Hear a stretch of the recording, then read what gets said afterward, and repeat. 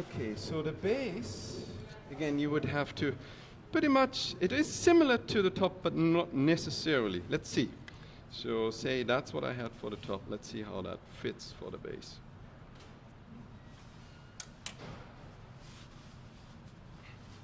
So I want to make sure that the base would sit on that first half here. Does the camera catch that? Yeah. I want to see that the base sits right in here, and that that's sort of the overhang. Then I have sort of equal overhang on both sides.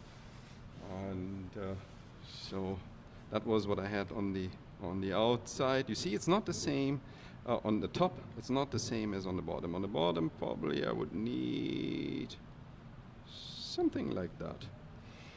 So that works.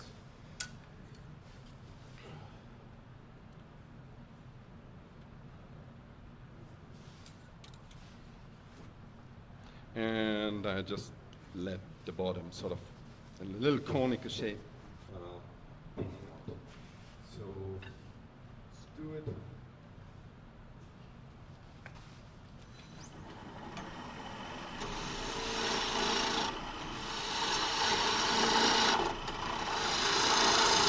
And because maybe I should talk about that. On a normal box, where you don't have a ring, you want to have the base fitting somewhere to the top. Maybe the top is the lower part of the harmonic mean, and the base would be the larger part of the harmonic mean. That would be one way. Here I do have the ring as an extra. So in fact, I don't want to have a very big base on, very big bottom on that. So maybe these together could be the larger part of the harmonic mean, with this one being the smaller one. And I just do that by eye. So maybe just somewhere on this box, somewhere down here.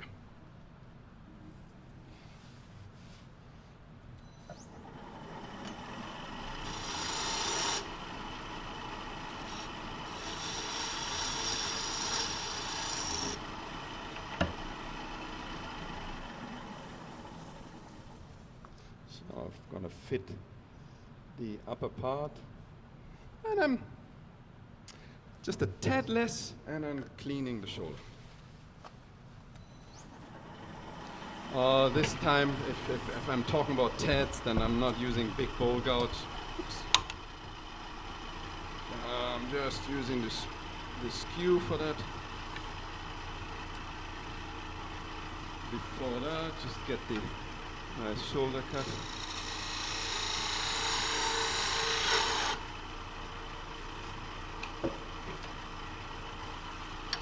Skew.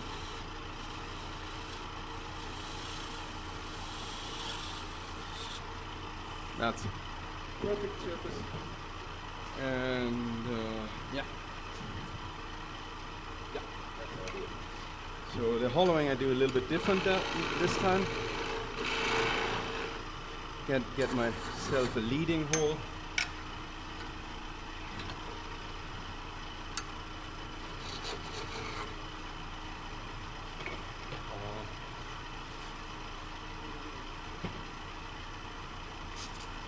Try to be honest.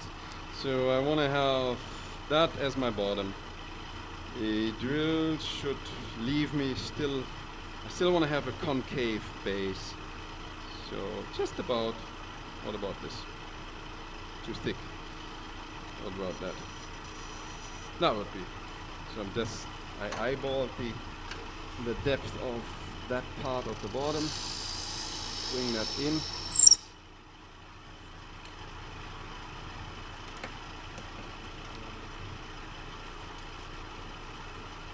My favorite way to hollow most end grain is the termite tool. Anyone's using the termite tool? Yep. Yep. It just gives you such a brilliant finish on the end grain at the bottom, and it's so powerful. Yeah. It's a ring. It's a one-way, sells these in different sizes. So I don't. Yeah. So for instance, I mainly use the medium size. If you have a box like this one, which is really conical and narrow, Then there is a narrow size for that, but this one is the typical one I use. And in order to sharpen that, it's very thin as we go, so you hardly ever want to. They come with a sharpening stone. You don't want to use that sharpening stone. It takes too much material out. Really? Never. It's very thin as it is, and you only use it on one side. There's no way I can use it on the other side, unless, yeah, I don't want to reverse turn with this tool. No, not me. Maybe you. So you only use it on one side, and so you basically are down to honing, and here my catalog sells these, I think, 1/4-inch honing sticks, and that's all I do. And indeed, I mean, this is my second one, and it's a little bit concave already, because I use it a lot. But it lasts you really for a long, long time. Nice and tight in here. Tool rest wants to be high. Tool can be a little further back because this is conical. So nice have it in your hands. It's a very aggressive tool, but here I'm also working with maple hardwood, so that's not your. It's a good hardwood to use. Actually, it shines more once you're deeper in the wood than at the top.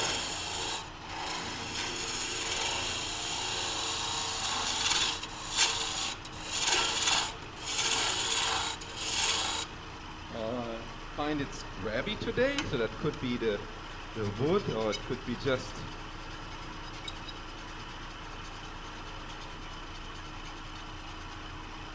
Oh, I'm not sharp enough.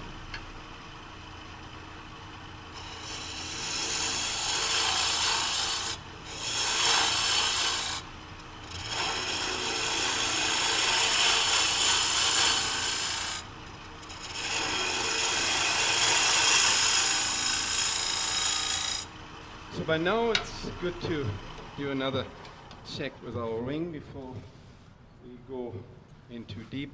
And it's now the outside I was okay. Now I want to see whether the inside is okay. Basically you feel around, and you feel around how nicely that, if I center it as best as I can. Actually, in this case, I think I'm, definitely not wide. So yeah, I leave it like this. I think I would have, to get a better fit, I would have to have the outside less. Now you do the outside just a little. I leave it like this and just hollow it. There's a little bit of a recess in there, but that's on the inside. So I'm really, the idea of this is to show you that you go with your finger in the end. It was not sanded. See how smooth that is with that tool. It's really, and it's not that hard to use. There are two cuts. One is, you see me pulling with the fingers towards me, that's on the bottom, and then pulling the tool back, that's on the sides.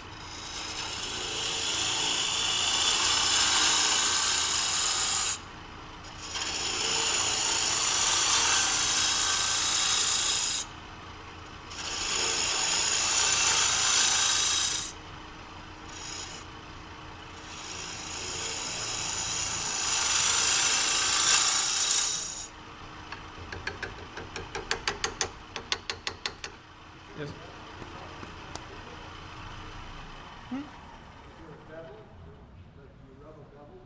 No. Do I rub it? Yeah. So there is in fact there is on the if I use the small opening on the bottom, I write a bevel. That's right. If I'm pulling out, no. Maybe there's a bevel sort of because it's round. There is a little bit bevel from the side rather than on the long side, right? Rather than on the radius, there's, because you move it around, I think there is a bevel. It comes sort of into the radius. You have to feel it, but there is a tiny bit of a bevel. But that's a good, I just don't like that end grain cut, so I just clean that. Other than that, it's fine. So just the final cut now.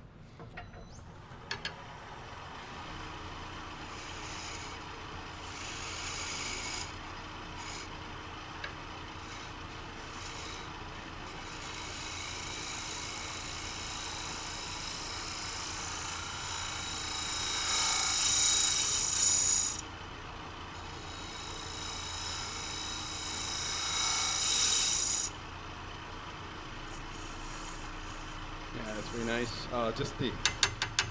So this tool is better on the end grain than on the side grain. On the side grain you have to pay a little more attention. And that might not be the best tool for the side grain. Hasselhoek has another ring that is better on the side grain than this one. But the hardest part really in terms of sanding is end grain. So having a good end grain, which you don't need to sand, that helps a lot. So it is quite a nice finish for you, but later want to check that. So I'm basically here, now I want to part it off, and then reverse chuck it. And then we check the time.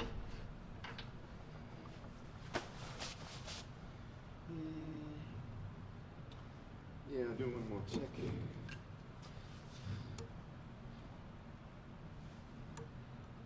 Yep.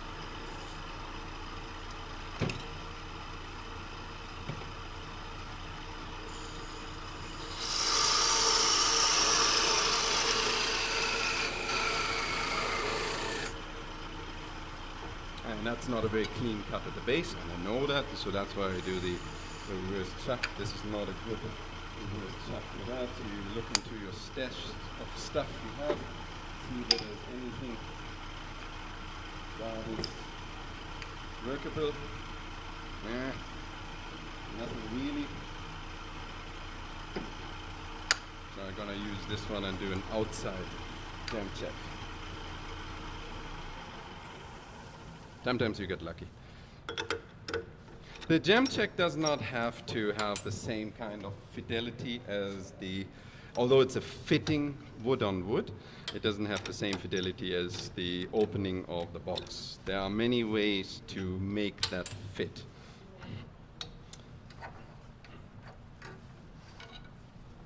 So let me see what I need. Ha, lost the picture again. I totally lost my ways.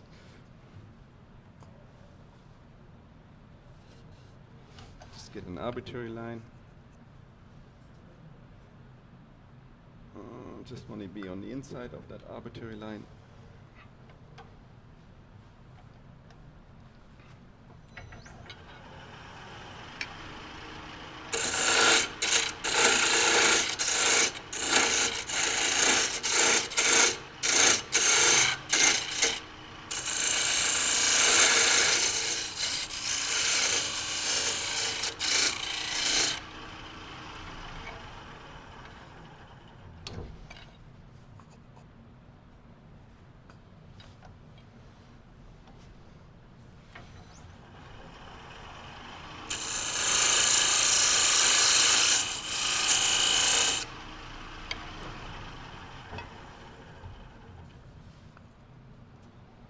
That is good for fit.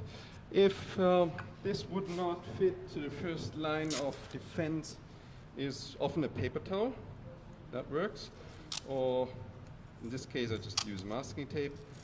If I'm still to lose, what is my best friend? Hot glue. But you don't need a hot glue all the way around.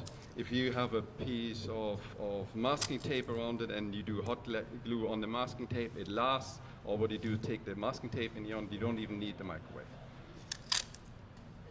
So it is, yeah, jam checking is, people are always afraid of that, but it's actually quite nice.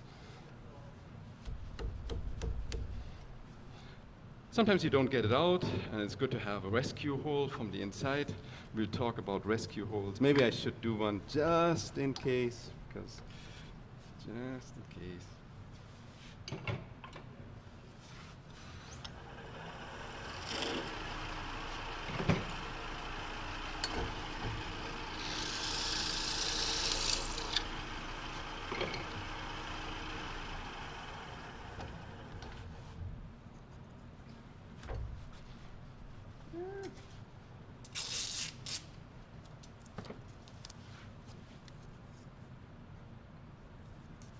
2 layers. And then as always, use the tailstock for support as long as you can. Okay. Haha, that's better.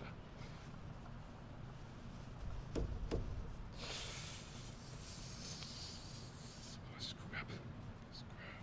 If you don't get the masking tape nice and parallel, it doesn't work. So forget that, and I'm gonna go for paper towel.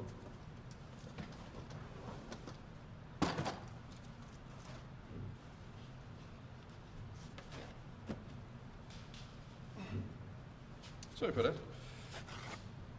I was too impatient with the masking tape. So I'm more happy with that.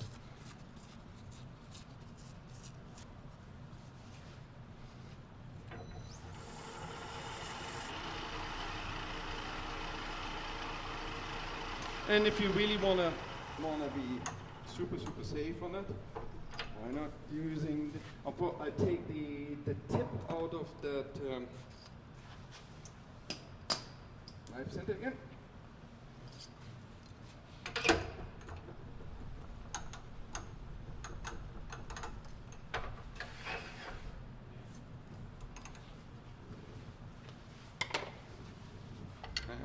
Now I'm just working on that lower part here.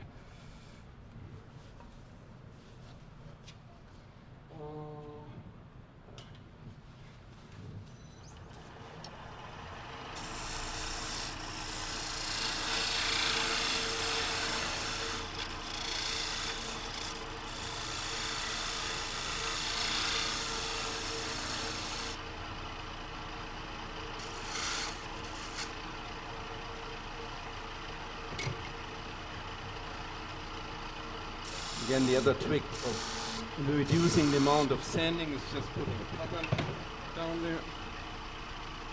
Stay where you are.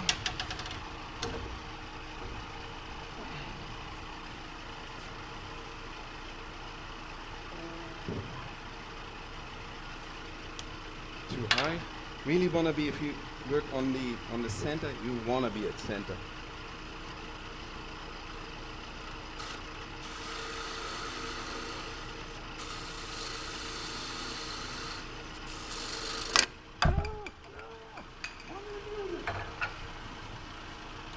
So, want to be super clear on that.